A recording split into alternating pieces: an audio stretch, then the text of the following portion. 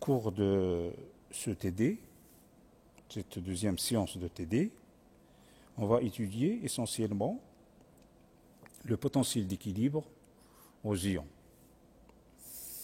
On va terminer le TD précédent avec un exercice concernant la détermination de la concentration ou la détermination de la charge ionique dans un corps, dans un animal ou le corps d'un animal ou chez l'homme.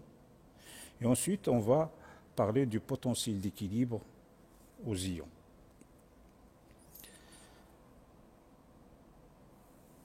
Alors, avant donc d'entamer le TD, on va donner quelques définitions concernant l'équivalence, la concentration en équivalent. Alors, la concentration d'un ion peut être exprimée soit en millimol, soit en milliosmol, soit en milliéquivalent. Alors, l'équivalence, il fait généralement référence à la valence des ions. Donc, vous voyez ici que une solution de 9 grammes de NaCl, qui est un poids moléculaire de 54,8, dans un litre d'eau, donne à peu près 154 milliéquivalents. Donc on détermine d'abord la molarité en millimol, et ensuite on multiplie 154 par la valence. La valence est égale à 1. La valence, c'est-à-dire la charge électrique, est égale à 1. Alors, pour comparer ça par rapport à CaCl2, par exemple le calcium, dans le poids moléculaire de calcium était 40,1, poids moléculaire.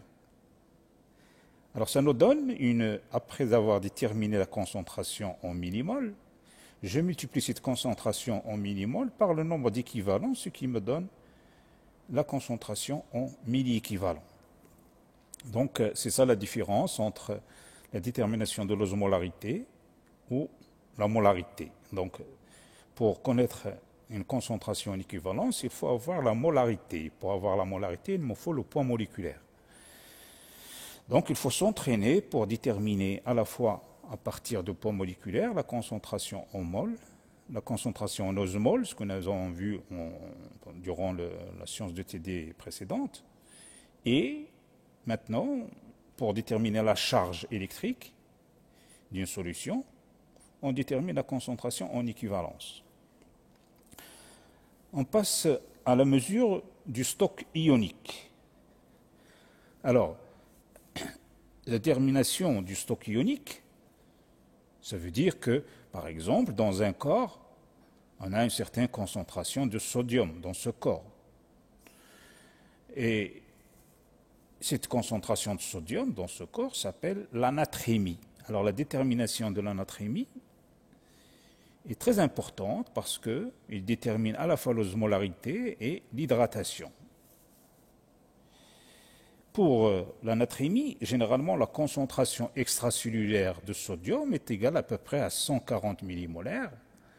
Bon, ici je vous donne 131 ou 151 millimoles par litre.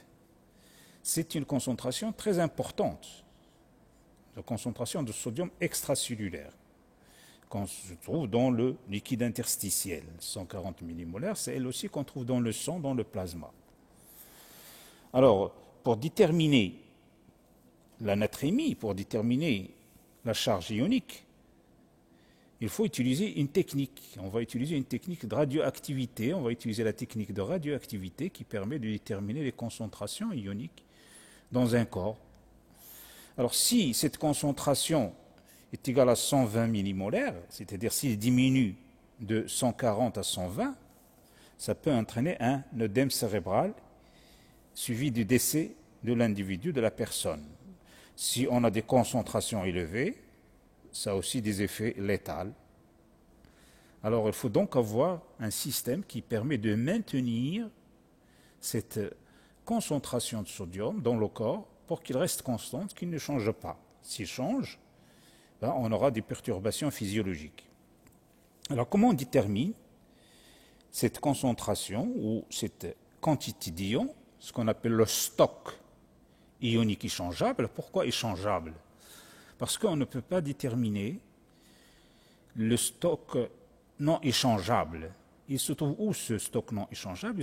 Il est fixé sur les os, sur les tissus, sur les organes, et donc on ne peut pas le déterminer. Ce qu'on veut déterminer, c'est uniquement le sodium qui est osmotiquement libre, actif. Le sodium qui est fixé aux protéines, ou le sodium fixe aux os, ou le sodium fixe sur les tissus, on ne peut pas le déterminer parce qu'il n'est pas actif. Il y a aussi le sodium qui se trouve dans le liquide céphalorachidien, puisque le liquide céphalorachidien est séparé du milieu intérieur par une barrière hémato-encéphalique, donc on ne peut pas accéder au liquide céphalorachidien. Il y a des liquides que nous avons étudiés en milieu intérieur qui ne sont pas facilement accessibles, notamment celui qui existe au niveau des articulations et au niveau du liquide céphalorachidien. Alors pour déterminer le stock ionique échangeable, par exemple de sodium, on va marquer le sodium avec un marqueur radioactif, donc on va le marquer comme ça, mais on va l'injecter, on va avoir du sodium dans le corps radioactif et du sodium non radioactif. Donc il faut faire la séparation entre les deux, entre le sodium radioactif et le sodium qui n'est pas marqué, non marqué. Alors, on va donc déterminer, on va injecter dans une veine une substance radioactive, le sodium 24, et ce sodium 24 va se répartir de façon uniforme. Donc, rappelez-vous de la courbe lorsqu'on fait injecter une substance dans un milieu en fonction du temps. Donc, si j'injecte du sodium radioactif, le sodium radioactif va augmenter rapidement. Le temps d'injection est restreint, il est très court. Puis, cette quantité de sodium radioactif que nous avons injecté va diminuer selon une exponentielle pour s'annuler. Il diminue parce qu'il y a un système d'élimination, rappelez-vous. Il y a une élimination dans les urines de substances radioactives. Donc, il faut que le système ou la formule que nous avons utilisée tient compte de cette quantité éliminée. Donc, après avoir injecté, on va doser la quantité de sodium échangeable. Donc, on va faire la séparation entre le sodium radioactif et le sodium non radioactif. On va utiliser la formule suivante. La quantité injectée de sodium radioactif moins la quantité de sodium radioactif éliminé sur la radioactivité spécifique. Ça nous donne le dosage du sodium échangeable libre qui se trouve dans un corps. Alors, c'est quoi la race, la radioactivité spécifique? C'est le rapport entre le sodium radioactif et le sodium non radioactif. Donc, ça nous donne le sodium qui se trouve dans le corps initialement et c'est celui qu'on a injecté. Donc, le rapport entre les deux nous donne la radioactivité spécifique. Donc, je vous donne quelques valeurs. Voilà les valeurs qu'on va faire. On va injecter par là une veine, une quantité de à peu près 45, 10 à la puissance 6 coups par minute. Alors, le coup par minute, ça exprime la radioactivité d'une substance marquée. 2 10 à la puissance 6 coups par minute nous donne 1 Curie. Alors Curie, c'est Madame Curie qui a découvert la radioactivité. Donc c'est une Française qui travaille à Paris 6, Université de Paris 6. Son laboratoire existe toujours, mais il est fermé parce qu'il a été contaminé, elle et son mari. Il est décédé à cause de l'utilisation de la radioactivité. Donc on utilise le Curie. Il a eu un prix Nobel parce qu'il a découvert l'utilisation de la radioactivité en médecine. Donc on peut utiliser la radioactivité sans que ce soit néfaste directement sur le corps. Il a travaillé sur des échantillons radioactifs au début. Il n'y avait pas beaucoup de précautions, donc il est décédé à cause de ses recherches. Elle et son mari, ils ont travaillé dans le même laboratoire. Donc, on va donc déterminer une analyse plasmatique donne une concentration de 10 à la puissance 3. C'est-à-dire, comment on fait? On fait des prélèvements sanguins et on dose dans ce sang, au bout de 1 minute, 2 minutes, 3 minutes, 4 minutes, jusqu'à ainsi de suite, la quantité de sodium radioactif. Bien sûr, cette quantité va diminuer parce que il y a une quantité qui sera éliminée dans les urines. Alors cette quantité de la concentration de radioactivité est de 1,40, déterminer la quantité de sodium échangeable, sachant que nous avons donc injecté une concentration de 46 10 à la puissance 6 coups par minute. Et voilà ce qu'on récolte dans les urines. Alors voilà donc comment on fait pour déterminer la concentration du sodium échangeable. La quantité de sodium échangeable, c'est la quantité injectée moins la quantité excrétée sur la radioactivité spécifique. Donc je vous donne ici le calcul.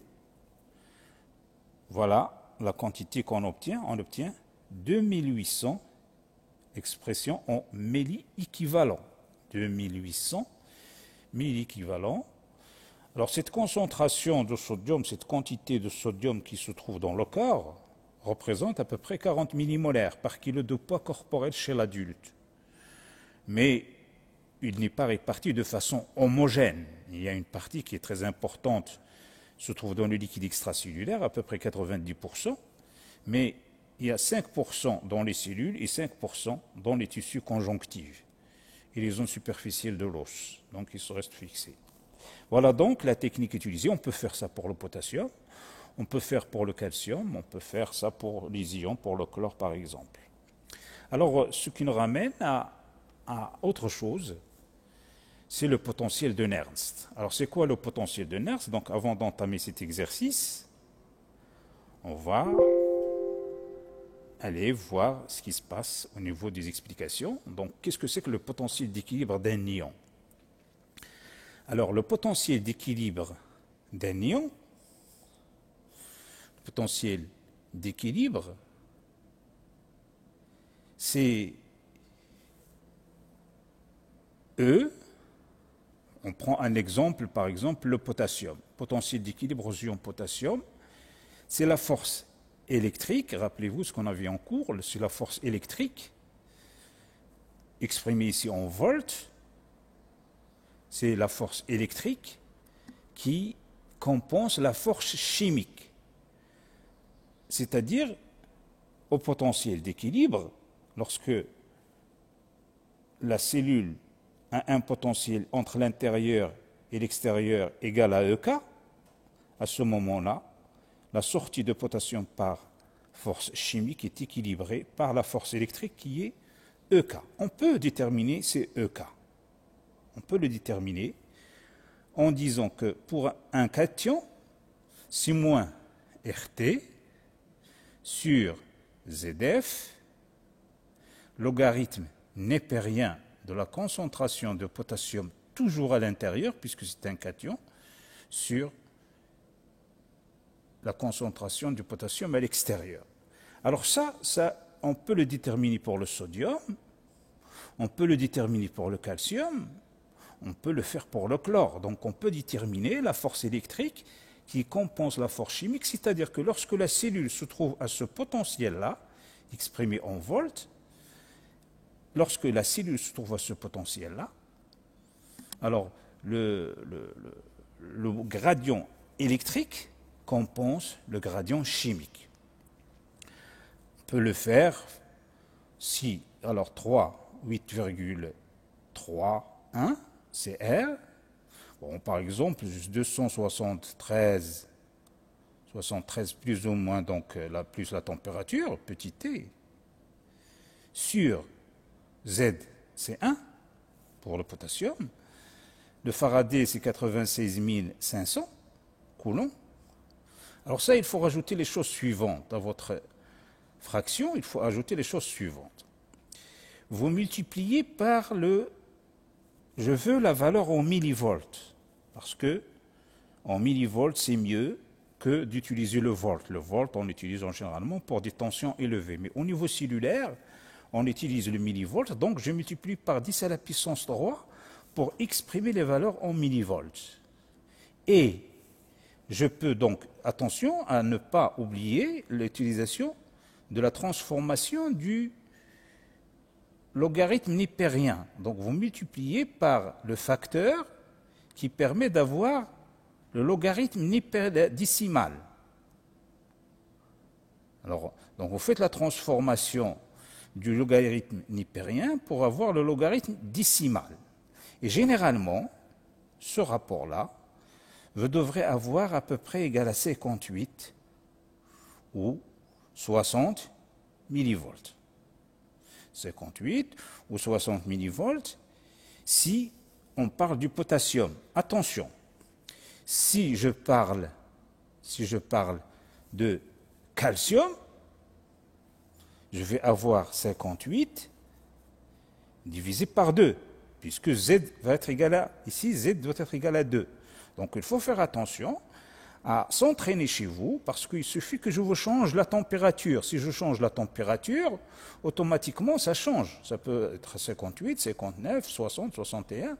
Donc tout ça, ça nous ramène à un rapport égal à peu près 58, 60 millivolts. Donc je vais effacer. Je vais dire que EK est égal à moins 60 logarithme, maintenant décimal, puisque je fais la transformation. La concentration interne de potassium, c'est 140 millimolaires ou 130 millimolaires. Divisé par la concentration externe, c'est 4 millimolaires. Alors vous n'êtes pas loin de moins 90 millivolts. Attention, c'est exprimé en millivolts puisque j'ai fait la transformation.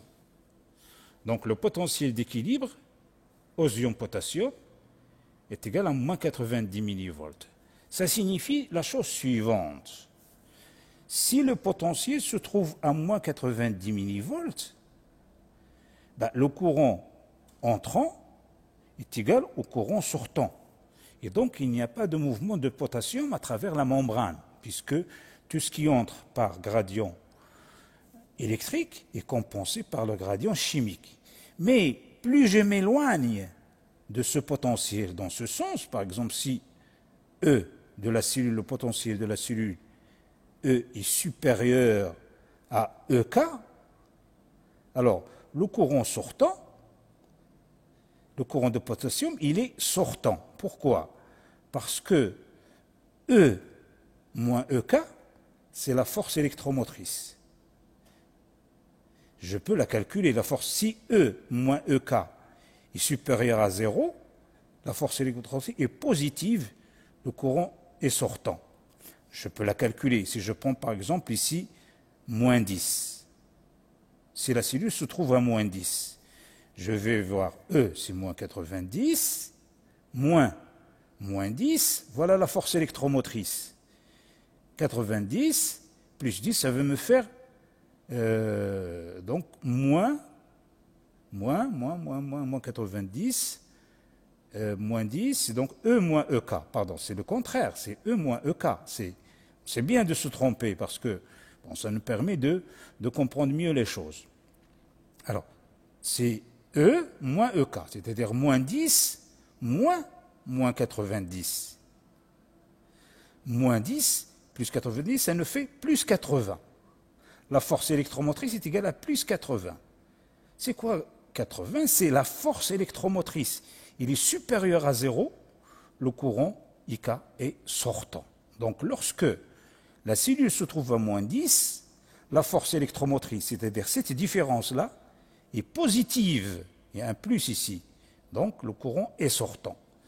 Si au contraire, et je prends là une autre couleur, comme ça vous pouvez faire la différence, s'il se trouve ici à moins 100, si la cellule se trouve à moins 100, voilà la force électromotrice, et si vous faites E, qui est ici, E moins EK, vous allez trouver que c'est négatif, c'est moins 10.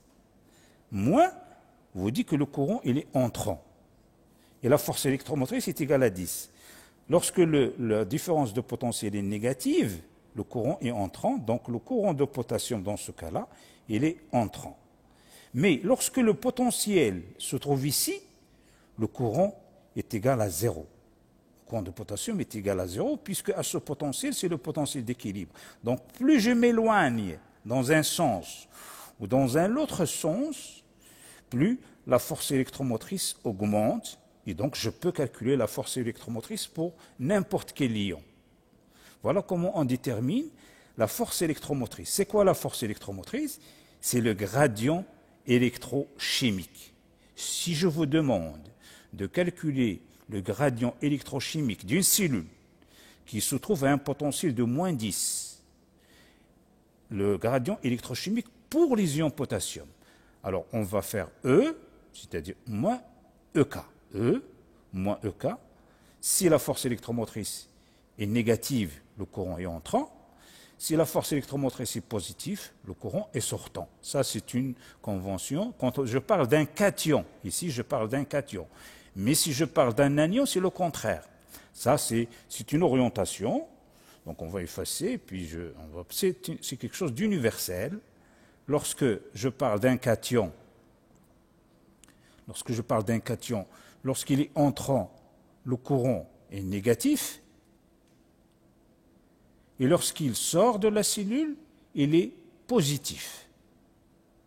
C'est une convention internationale d'un cation. Alors, si je parle d'un anion, c'est le contraire. Par exemple, si je parle si le chlore entre dans la cellule, attention, le courant de chlore, il est sortant.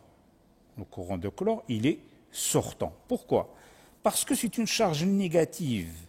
Et lorsque le chlore entre dans la cellule, c'est comme si un électron se déplace. Or, le sens d'un courant, il est l'inverse de celui du mouvement de l'électron. Donc ici, le courant de chlore, il est sortant, alors que le chlore entre dans la cellule.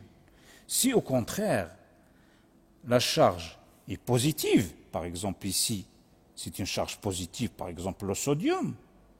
Alors, lorsque le sodium entre, le courant de sodium, il est dans le même sens que le sens du sodium. La même chose pour le calcium, la même chose. Donc, le courant sera dans le même sens. Alors que pour le chlore, c'est l'inverse, puisque la charge elle est négative et que le courant il est toujours l'inverse de déplacement de la charge négative comme en électricité.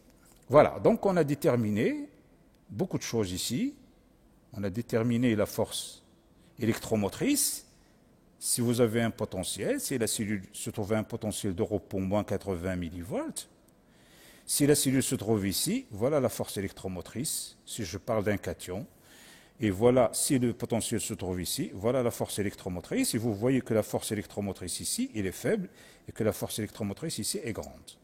Alors, donc, si je veux déterminer le potentiel d'équilibre aux ions sodium, je fais la même chose. ENA, c'est moins 60, logarithme décimal de la concentration interne de sodium, c'est-à-dire 12, sur la concentration externe à peu près 140, alors je ne suis pas loin de plus 50 millivolts.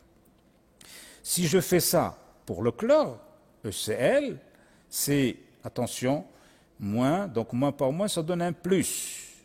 Donc ici, plus 60, puisque c'est un anion, 60, logarithme de la concentration interne sur la concentration externe, donc ça, je ne suis pas loin de moins 60 millivolts. Pour le chlore, je ne suis pas loin de moins 60 millivolts. Donc les potentiels d'équilibre des ions, je peux faire ça. Voilà le zéro. Voilà le potentiel d'équilibre aux ions potassium. Voilà le potentiel d'équilibre aux ions chlore. Et voilà le potentiel d'équilibre aux ions sodium. Et un peu plus tard, on va étudier aussi le potentiel d'équilibre aux ions calcium. Voilà comment ils sont répartis, les potentiels d'équilibre.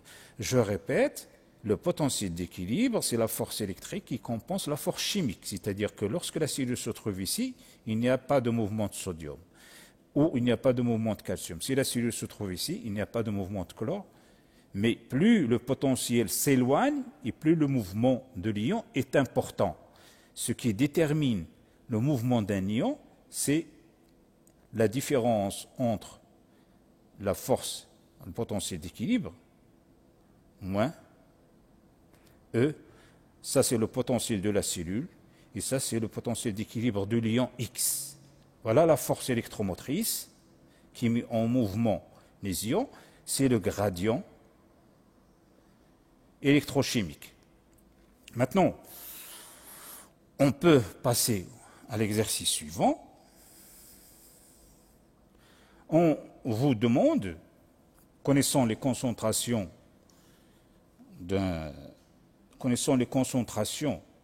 en milli-équivalent des plasmatiques, concentration plasmatique de l'ion. Alors, donc ça va faire un peu plus de travail.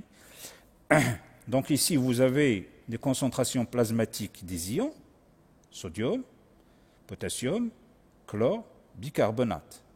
Ça, ce sont les concentrations plasmatiques. Vous avez un globule rouge et vous avez le plasma, c'est-à-dire le liquide interstitiel.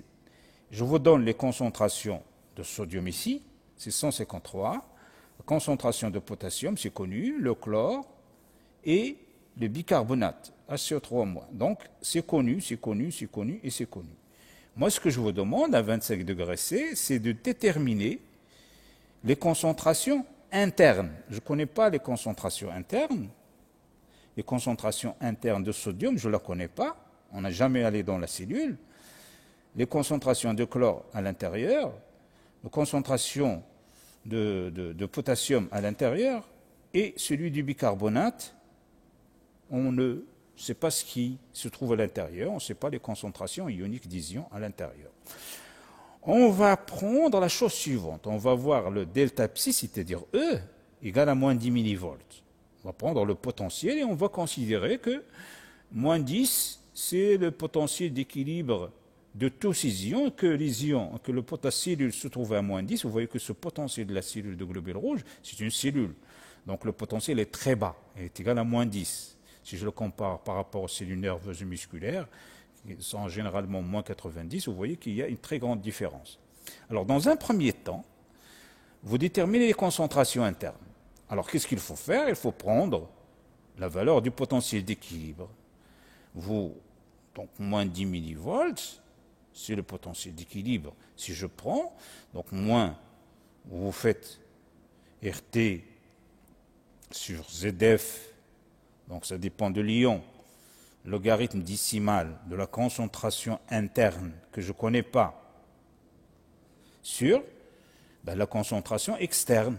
Si je parle du sodium, j'utilise 153 ici.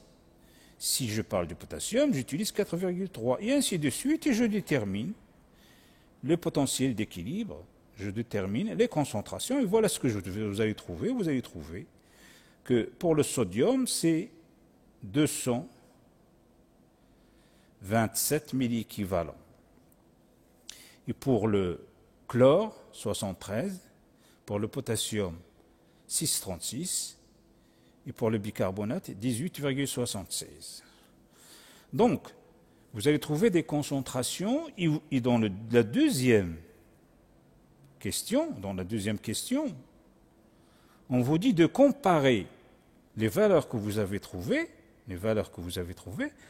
par rapport aux concentrations mesurées. Avec des électrodes, on peut mesurer, il y a des électrodes qui peuvent mesurer le sodium interne, le potassium interne, le chlore interne et le bicarbonate interne, et vous faites la comparaison. Et vous regardez, est-ce que ce que vous avez calculé correspond à la réalité? Est-ce qu'on mesure? Ça, c'est la réalité. Et vous allez voir que le potentiel que vous allez, donc, si vous utilisez moins 10 comme potentiel d'équilibre, alors vous allez trouver que les concentrations de sodium et de potassium sont différentes de ce que vous allez calculer. Alors que la concentration du chlore et le bicarbonate, à ce 3 mois, ça correspond. Alors que ici, c'est différent. Vous faites les calculs, je ne vais pas le faire à votre place, vous allez vous entraîner chez vous. Simplement, vous utilisez la formule pour chaque ion, EX, en millivolts, est égal, donc vous utilisez 25 degrés, moins RT sur ZF, logarithme nipérien, décimal, de la concentration interne. Bon, concentration interne d'un ion sur la concentration externe. Vous ne connaissez pas la concentration interne, donc essayez de vous entraîner pour sortir du log. La plupart de vous ne savent pas faire ça. ne sait pas faire sortir du log à partir d'une expression mathématique comme ça, mais ça, je ne veux pas le faire à votre place. Il faut vous entraîner, je vous donne les valeurs, il faut que vous arriviez à des valeurs que je vous donne. Donc ici, c'est un exercice, et si vous avez des problèmes ou quoi que ce soit, donc on peut en discuter, mais ça, il faut savoir comment utiliser votre machine à écrire pour transformer le log dans cette formule. On passe au deuxième exercice, c'est à peu près la même chose, parce que dans la formule E égale moins RT sur ZF, logarithme népérien de la concentration interne sur la concentration externe, vous voyez que ça c'est le potentiel d'équilibre, c'est le potentiel d'équilibre d'un ion X, donc X ici, X là, et vous voyez que je peux vous donner le potentiel d'équilibre, et je vous demande de calculer soit la concentration interne, soit la concentration externe. Mais je peux aussi vous donner la concentration interne et la concentration externe, et je vous demande de déterminer le potentiel d'équilibre, c'est-à-dire la force électrique qui compense la force chimique. Alors dans cet exercice ici, vous voyez que la concentration du calcium à l'intérieur de la cellule est égale à 10-7. Bon, parfois je vous donne 10-6, mais il n'y a pas beaucoup de différence.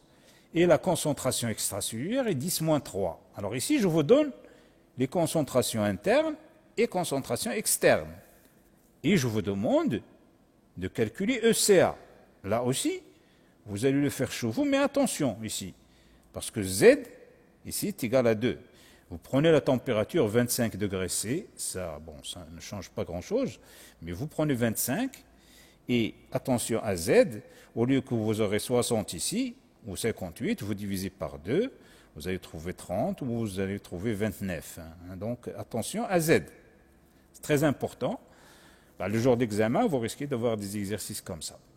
Alors, donc, ici je vais être gentil avec vous cette fois-ci. Voilà ce que j'ai déterminé moi, mais vous faites ça chez vous. 58 divisé par 2, comme je vous ai dit tout à l'heure, ça me donne donc une certaine valeur. Et la concentration externe sur la concentration interne, c'est du 10-4. Donc ici c'est facile, la transformation du log, ce qui me donne une valeur de 116 millivolts. Qu'est-ce que ça veut dire? Ça veut dire que lorsque E de la cellule est égal à 116 millivolts, le courant entrant de calcium est égal au courant sortant de calcium. Et donc le mouvement de calcium ici est nul. Mais si la cellule se trouve ici, s'il se trouve à des valeurs inférieures, je dois calculer la force électromotrice. Voilà la force électromotrice. Ici, le potentiel se trouve ici, je dois calculer la force électromotrice. Donc vous faites la même chose que ce que je vous explique tout à l'heure. D'ailleurs, dans l'exercice, on vous dit quel sera le mouvement d'ion calcium à travers la membrane si celle-ci leur devient perméable. C'est par exemple une cellule. On considère une cellule qui a un potentiel de repos de moins 70 ou moins 60.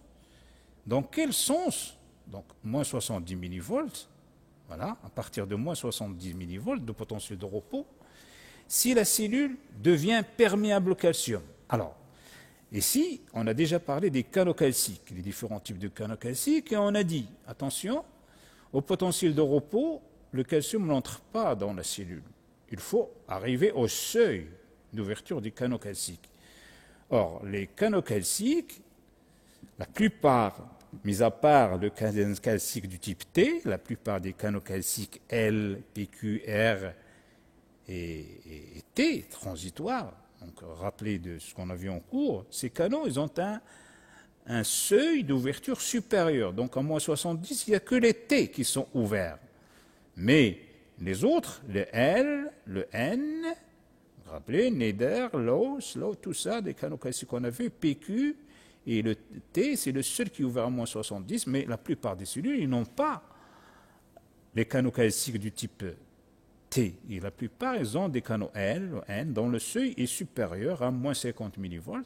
Donc il faut que le canal soit ouvert, que M s'ouvre pour que la force électromotrice joue.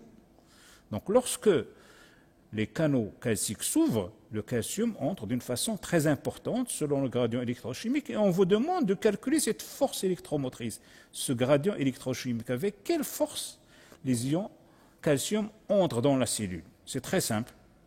Vous déterminez ECA et vous déterminez E moins ECA. Alors c'est ça la force électromotrice. Et vous allez voir que je l'ai calculé moi. Vous faites la même chose chez vous. Cette force électromotrice est égale à moins 186 millivolts. Voilà le gradient électrochimique.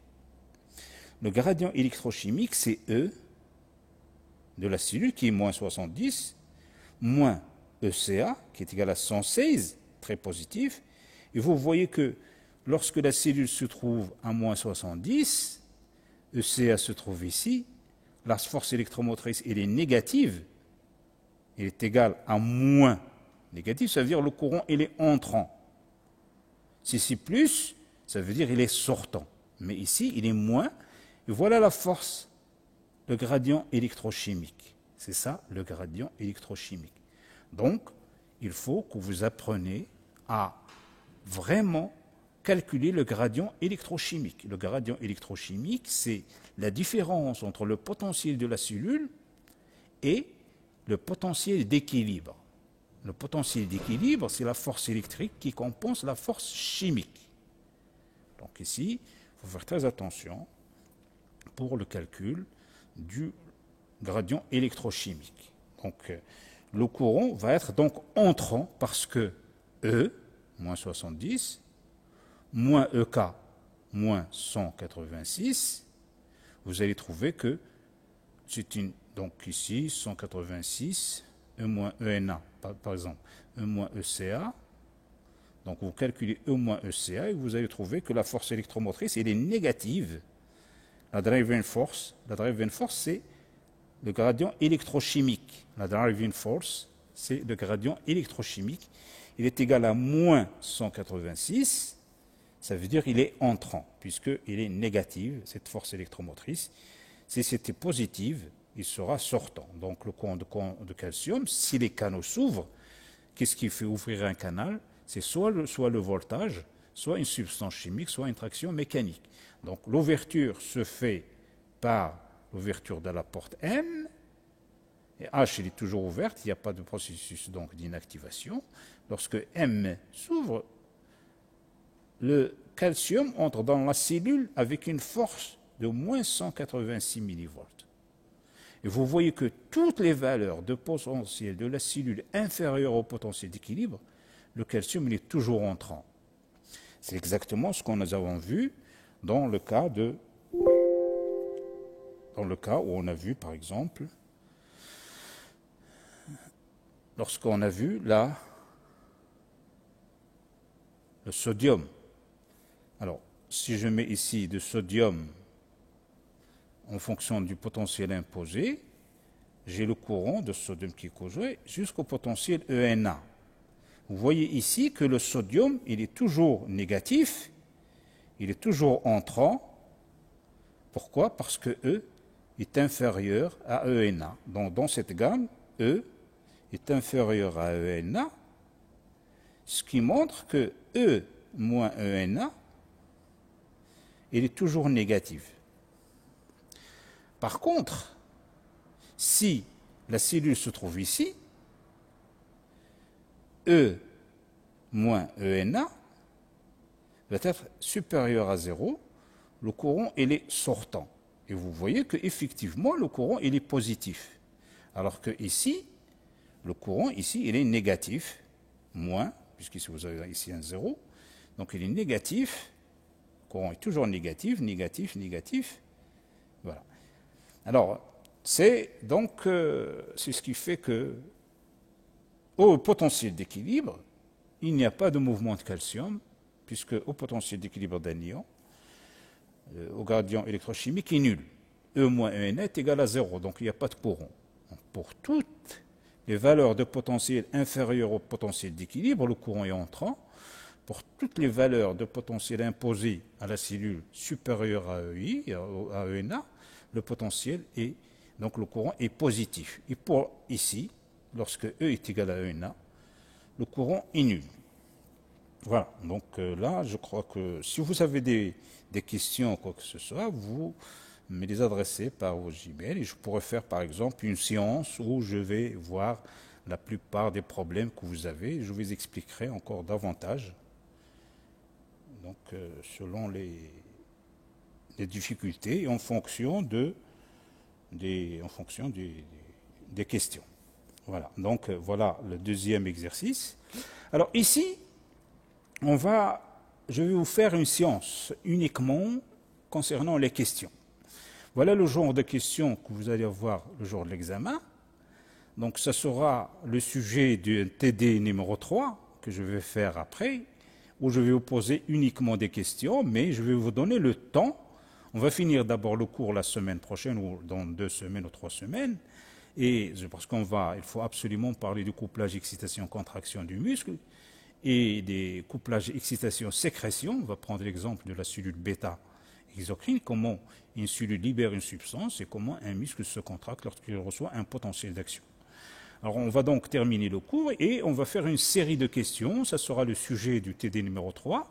Et ce TD numéro 3, on va essentiellement parler des questions, parce qu'ici, il faut absolument, et vous allez les lire et vous allez voir que ce n'est pas facile, hein, ce n'est pas évident. Il faut connaître votre cours par cœur et comprendre de quoi il s'agit. Vous allez dire que ce n'est pas évident. Si vous répondez par hasard, ça ne marchera pas, donc vous allez vous casser la figure facilement. Et moi, j'aimerais bien que vous fassiez un effort considérable de votre côté, vous travaillez les cours convenablement et on fera une séance de TD numéro 3 pendant laquelle, donc on va traiter que les sujets que vous allez avoir le jour d'examen, à peu près. Hein. Voilà, donc je m'arrête là.